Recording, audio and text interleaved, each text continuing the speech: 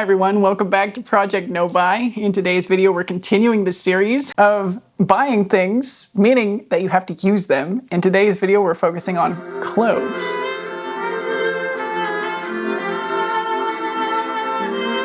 So buying clothes means that you actually have to wear clothes and to use clothes and to engage with the clothes that you buy on a regular basis. And here's what that means to me. So I want to find a reasonable use threshold for all the clothing that I own. Because as I was discussing earlier, having something as an option in your wardrobe is not really the same as using it, and is certainly not the same as using it regularly. There will be some categories where it makes sense to have, say, a dress that's appropriate to wear to weddings or to go to the club or whatever it might be, and to just kind of keep that as an option, you know, the funeral outfit or whatever. I will never have that problem since my work uniform is full formal black. So there's that box ticked for me forever. But there will be some categories where it makes sense to just have something in your closet and not use it regularly. But it's good to still have, and that means you should own one. You know, swimsuits come to mind too. But there are other categories of regular wear items that if they sit around not getting used, or sit around just being an option, or even sit around being an option that's rotated through but not as a first choice, and maybe there's a little bit of excess that you could maybe pare down, which is where I'm at. That to me is not good use value of clothing.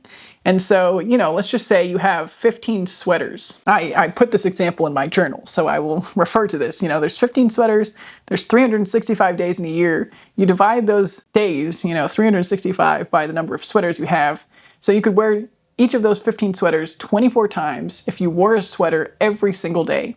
And sweaters are not typically worn during summer, right? So if you cut that down to the seasons that it's appropriate to wear a sweater wherever you live, it's not 24 times that you wear each sweater.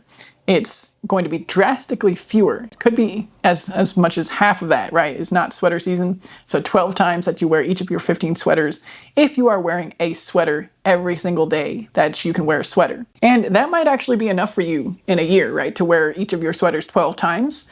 But I think it could be higher, right? It could easily be higher. And, you know, if you think about the times you're out and about in the world, if you saw somebody wearing the same thing 12 times in 1 year, that sounds like not a lot of times, at least to me. I like the idea of outfit repeating.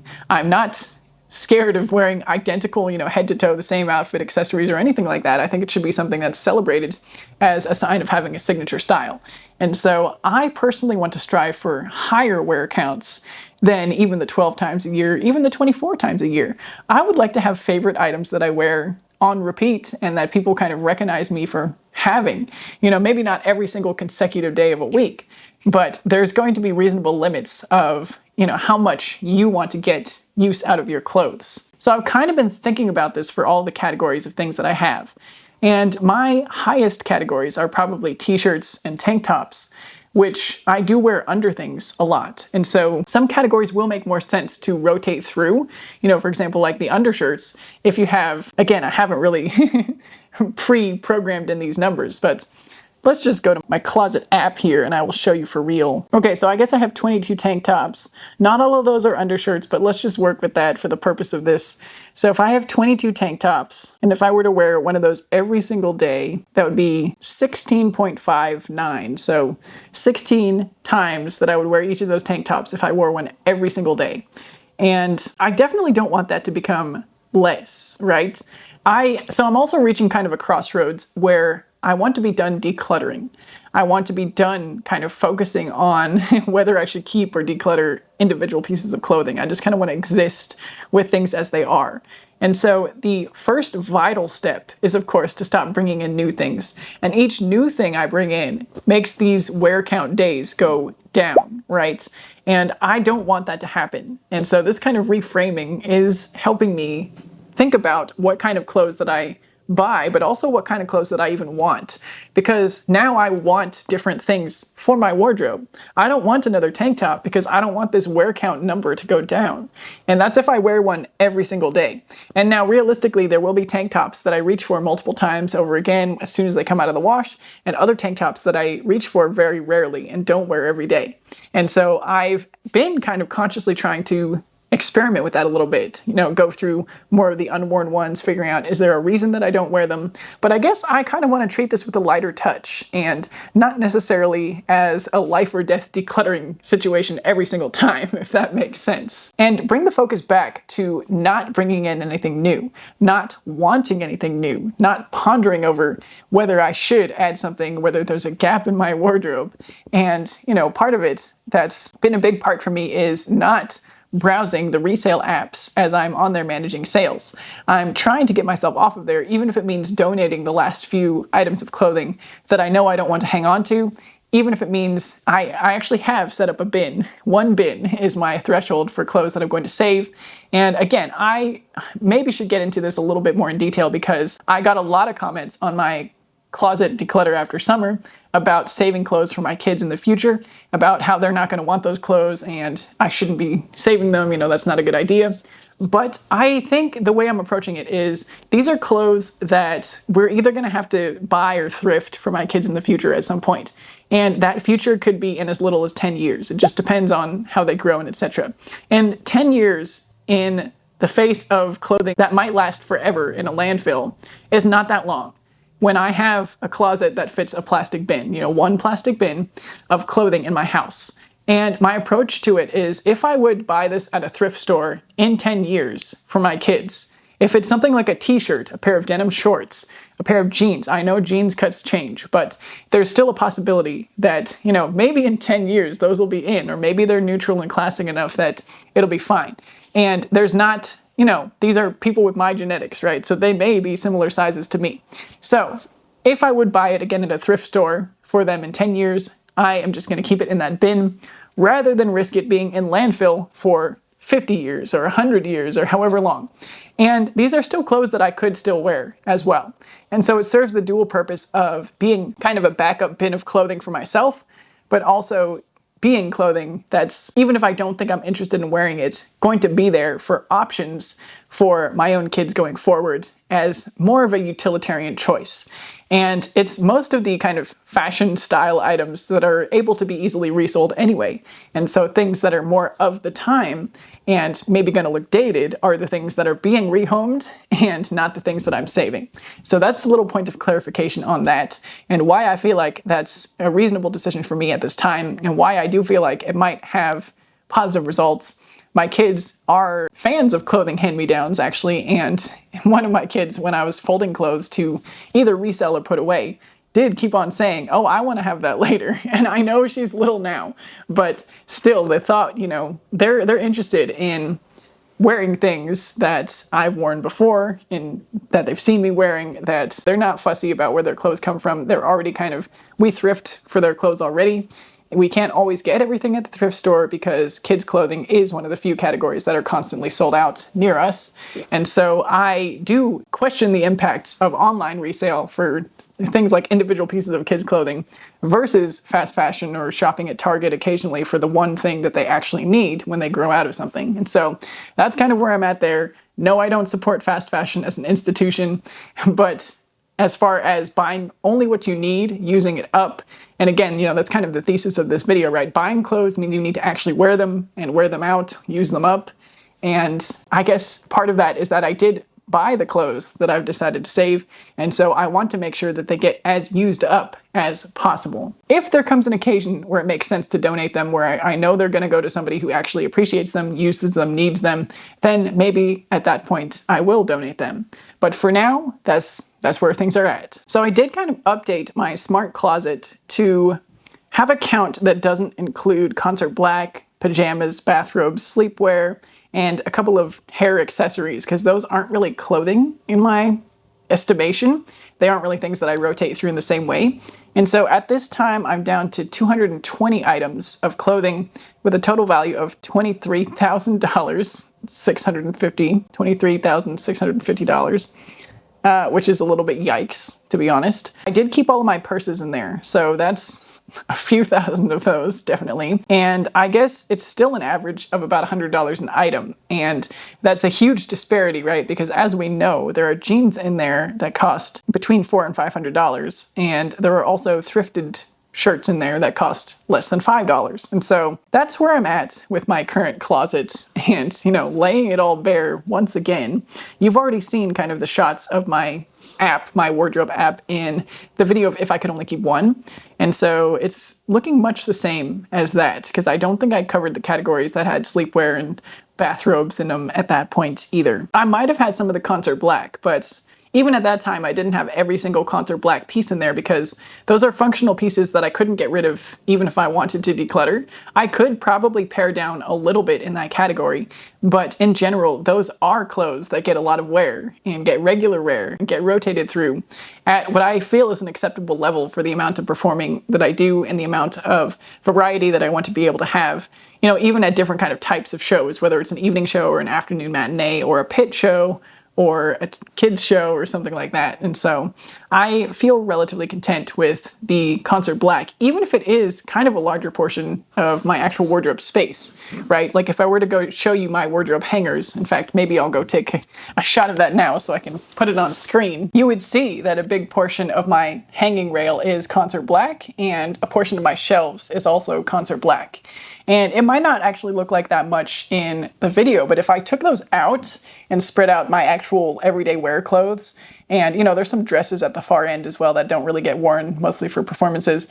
But if I took those out and spread out my clothes likewise on the shelves, it would probably look a lot more sparse in there. And I acknowledge that I do have a relatively large closet, but the point is the concert black is there to stay, and I can't really do anything about that, nor am I going to, nor do I want to, that's part of my job uniform. And I guess on that point, after having a couple of weeks of being in regular performance wear, having more concerts, and my favorite pair of pants being simply too tight to sit down in. And I've done the belt trick a few times where I just kind of leave them open and have a belt covering the fasteners.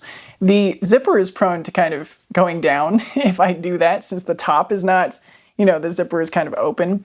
And so I have actually made the decision to replace those pants with the identical pair and just get them 2 sizes larger. So I will have room in them. I can cinch them with a belt if they're slightly too large. And I am going to take the pants that I have another pair of pants that needed to be hemmed or kind of taken in. I might try to do it myself first over the summer, but I'm going to take care of them so that next season I have all of my pants. I think I'll have 4 pairs of pants if I get that pair that's altogether too big taken in and made so that I can actually wear them. And I will feel really good about that. So one of the pairs of pants is kind of less formal, so they're more for the pit shows, the family shows, and the shows that we wear our symphony polos on. And so for the more formal shows, I will then have 3 pairs. I've been rotating between 2 pairs, and my favorite pair is too small. And so this, you can consider it a no-buy failure or a no-buy non-essential if you want, but having lived through a week of sitting through, 3 or 4 concerts with my pants cutting me off like a sausage in the middle, and me deciding to replace the pants not only with the exact identical pair, but only replacing, as a 1-for-1 replacement, right? I'm not shopping around. I'm not looking for better value. I'm not even going secondhand because that could result in a mistake that doesn't actually fix my problem, right? I'm sticking with the tried and true, but just getting the size that I need right now. So I don't consider this shopping in the same way because it's literally just replacing what I have with a version that's exactly the same but fits my body. And so that's where we are with the pants. I'm going to become a meme at this point for talking about pants so much on the channel that I'm not supposed to be buying anything. But in the name of full transparency, that's where we're at. I will put it in the budget. And so that probably will take all of February's excess. Since I only spent $44 of the $150 in February. And so the pants retail at, I think, $130 or $140. And so I guess it'll take the $106 left over from February's $150 plus $34, I guess, of the March budget. And so hopefully March will still have a relatively low turnout in terms of not using the rest of the $150. So we should be okay at the end of the year, even with this relatively expensive replacement coming in here in March.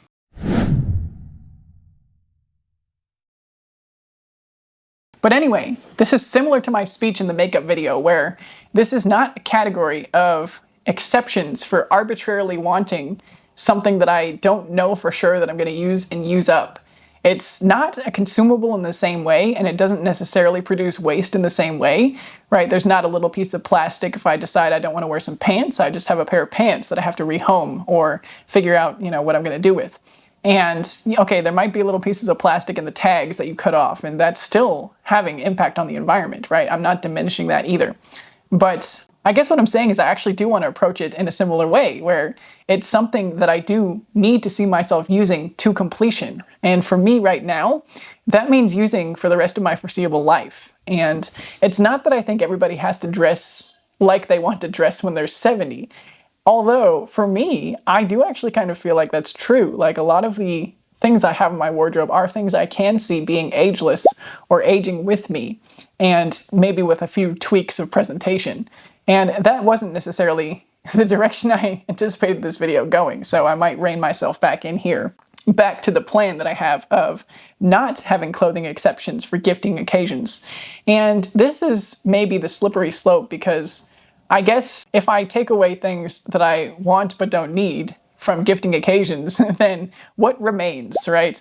And will there become a day that I actually do want a clothing piece that I don't strictly need? And is it appropriate to then put it on a wish list? Am I going to bring back the wish list for Christmas or something like that? But this might be a general topic for a future video as well. For now, my approach today in the month of March of the No Buy year, Project No Buy 2025, I am taking away the exceptions, the intentional exceptions for myself of shopping, of buying for clothing that I don't need but just simply want for any reason, for gifting occasions, for birthdays, it doesn't matter. I will not be buying anything that I want but don't need in this year, this Project No Buy. And that's how I want to go forward with it as well. And again, when you think about managing stuff for others, right? I have kids, and so oftentimes it does kind of come up where, honestly, it's not that often since we don't expose ourselves to influence that much in our home or outside either. But if, for instance, a child wants something and you are in charge of that child's things, it becomes a question of explaining why we may or may not need that thing. And why is it so much more difficult or so much more loaded to do that as a free, independent adult, managing my own things, than it is to think about managing the things of people that I would manage them for? And the conversation may very well be much different when they're managing their own stuff and, earning their own money and bringing their own things in on their own whims and fancies.